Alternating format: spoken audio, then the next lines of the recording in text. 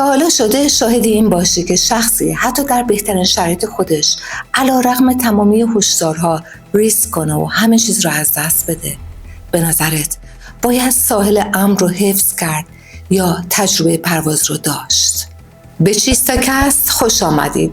درود بر شما همراهان همیشگی. امروز با داستانی همراه میشیم که از دل افسانه‌های یونان باستان برآمده، اما رد پاش در تمام دوران کشیده شده است. از روان آدمی گرفته تا تجارت و هنر و نجوم، افسانه‌ای که غرور، سقوط و جسارت رو به همراه داره.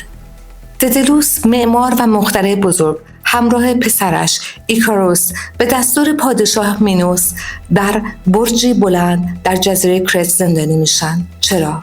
چون ددلوس به آریادنه دختر مینوس کمک کرده بود تا تسئوس از 1000 توی مینوتور را فراری دهد و همراه او به آتن برود. برای همین پادشاه ددلوس و پسرش را در بند می کند. اما ددلوس با ذهن خلاق خود تسلیم نمیشه.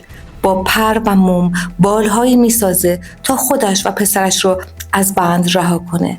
پیش از پرواز ایکاروس هشدار میده: نه خیلی پایین پرواز کن که آب دریا بالهای تو رو خیس کنه و نه خیلی بالا که آفتاب موم رو ذوب کنه.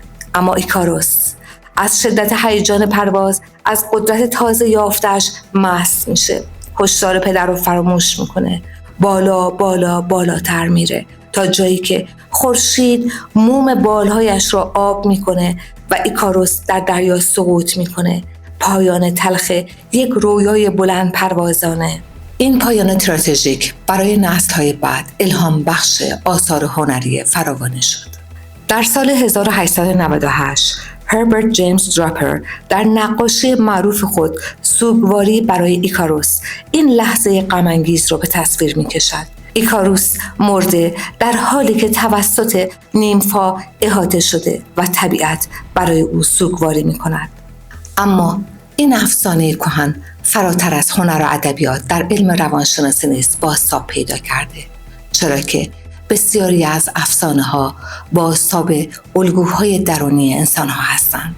عقده ایکاروس یکی از مفاهیم نظریه شخصیت است که توسط هنری مورای در سال 1938 تدوین شد. مورای این عقده را زیر مجموعی از عقده میزراهی می‌داند.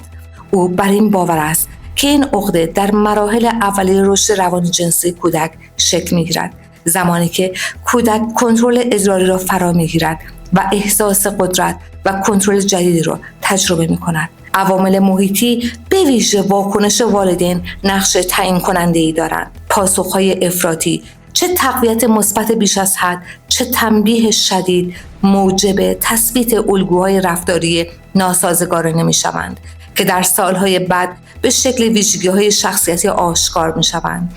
افراد دارای عقده ایکاروس معمولاً مشخصات زیر را نشان می‌دهند: جاه طلبی مفرط و غیر واقع بینانه، عزت نفس ناپایدار با نوسانات شدید، نیاز مداوم به تایید و توجه، گرایش به رفتارهای پرخطر هنگام موفقیت، خودشیفتگی و نمایشگری. از نظر روانپویایی این افراد در تعارض دائمی بین میل به برتری و ترس از شکست قرار دارند. این کشمکش درونی موجب می شود که در مواجهه با دستاوردها به جای حفظ تعادل به سمت ریسک پذیری های مخرب کشیده شوند. در سال 1990 دنی میلر اصطلاح پارادوکس ایکاروس را در کتابی با همین نام به کار برد برای توصیف پدیده‌ای در دنیای تجارت، کسب و کار. گاهی همان ویژگی‌هایی که یک سازمان یا فرد را به موفقیت می‌رسونه، مثل جسارت، اعتماد به نفس، نوآوری یا سرعت رشد، اگر بی‌مهار باقی بمونن، به زودی به ابزار سقوطش تبدیل میشن. موفقیت در عین جذابیت اغواگرم هست. به گفته میلر، موفقیت شرکت‌ها را از طریق تقویت اعتماد به نفس بیش از حد، خودپسندی، تخصص‌گرایی، اغراق، تعصب و تشریفات به سمت شکست سوق می‌دهد. یکی از واقعی ترین نمونه های این پارادوکس در سرنوشت شرکت دیو، شرکت کره‌ای و یکی از شرکت های بزرگ آسیایی دیده می شود. شرکت دیو در سال 1967 توسط کیم وو چونگ تأسیس شد، مردی با رویایی بزرگ برای ساختن یک برند جهانی. در ابتدا دیو تنها یک شرکت نساجی بود، اما خیلی زود به غول صنعتی کره جنوبی تبدیل شد و در زمینه‌هایی چون خودروسازی، کشتیسازی، الکترونیک و ساخت و ساز فعالیت کرد. این کلمه در زبان کره از دو بخش تشکیل شده. دو به معنای عظیم یا بزرگ، وو برگرفته از نام بنیانگذار آن کیم وو چونگ است که به معنای جهان و یا خانه بسیار بزرگ است.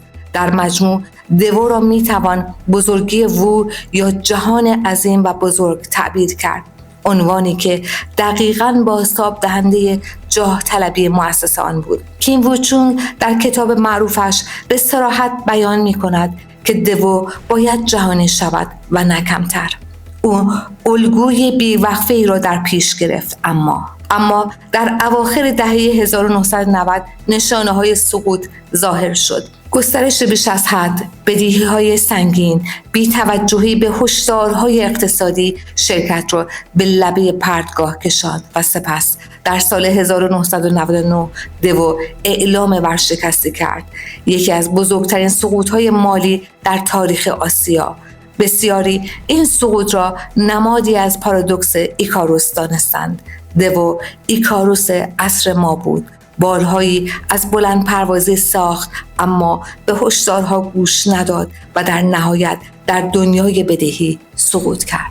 در همین بستر مفهومی، ست گودین، کارآفرین و نویسنده، در کتاب خود فریب ایکاروس داستان معروف یونانی را از زاویه متفاوت روایت می‌کند و نگاهی انتقادی به این افسانه دارد.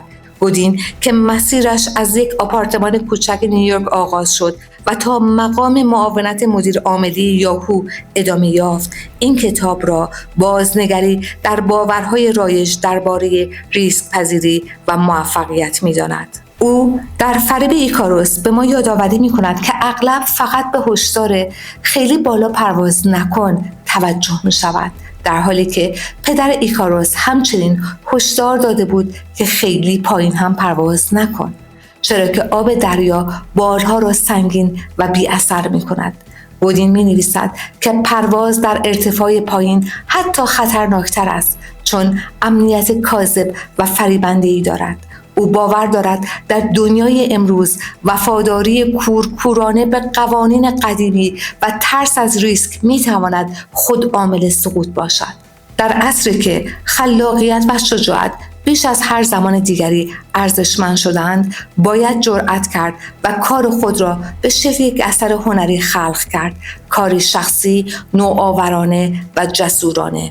این دیدگاه ست گوین به ما یادآوری میکنه که گاهی در زندگی و کار برای رسیدن به تحولی واقعی باید از منطقه امن خارج شد و ریسک کرد، حتی اگر سقوط در انتظار ما باشد. درست ماننده قلابچه ماهی گوش پشت که جرأت کرد برخلاف قوانین عمیق و تاریک دریا عمل کند و به سطح آب بیاید و به سمت نور شنا کند. در فوریه 2025 در سواحل جزیره تنریفه گروهی از پژوهشگران در حال جستجوی کوسه ها بودند که با منظره نادر روبرو شدند. قلابچه ماهی گوشپشت، یکی از مرموزترین ساکنان اعماق اقیانوس‌ها، از تاریکی ژرف دریا به سمت روشنی و سطح آب آمده بود. این موجود که به طور طبیعی در اعماق 200 تا 1000 متری زندگی می‌کند، جایی که نور خورشید هیچگاه نفوذ نمی‌کند، اما این بار حرکتی خطرناک و بی سابقه رخ داده بود. شاید ناشی از تغییرات اقلیمی، شاید اختلالات ژنتیکی، یا همانطور که بسیاری تصور کردند لحظه‌ای از دلباختگی محض به نور. او را ایکاروس دریا نامیدند. سفر او نهایتاً به مرگش ختم شد. ویدئوی کوتاهی از این لحظه دنیا را در سکوت و تحسین فرو برد. شاید می‌دانست که پایان نزدیک است، اما خواست قبل از رفتن نور را تجربه کند. و مگر نه اینکه ایکاروس بودن یعنی همین، رفتن به جایی که نباید بروی، دیدن چیزی که شاید نباید ببینی و پرداختن بهایش. او از تاریکی بالا آمد، به سوی نور رفت و زندگیش را به سبک ایکاروس به پایان رساند. شگفتا که شوق خطرناک پرواز ایکاروس فقط در افسانه ها نمانده، بلکه در اجرام آسمانی هم نامگذاری شده است. سیاره ایکاروس 1566 که در سال 1949 کشف شد، به خاطر مدار بیضوی و نزدیکی خطرناکش به خورشید ایکاروس نام گرفت. نمونه دیگر ستاره دوردست ایکاروس است، یک ابرقول آبی که در سال 2018 در فاصله حدود 14 میلیارد سال نوری رصد شد. بله، 14 میلیارد سال نوری. نامش نمادی است از جسارت، زیبایی و شکنندگی، لحظه‌ای که چیزی فراتر از انتظار دیده می شود، لحظه‌ای همانند پرواز بی بازگشت ایکاروس. حالا برایم بگو، در جهانی که پرواز پایین حس امنیت به تو می دهد ولی بی صدا تو را می برد و پرواز بلند می تواند احتمال سقوط و آسیب را فراهم کند، کدام را انتخاب می کنی؟ چگونه تعادل و میانه را حفظ می کنی؟ در کامنت ها منتظر دریافت پاسخهای شما هستم. ویدیو رو برای دوستان خود بفرستید تا آنها را با عقده ایکاروس و پارادوکس ایکاروس آشنا سازند. تا درودی دیگر، بدرود.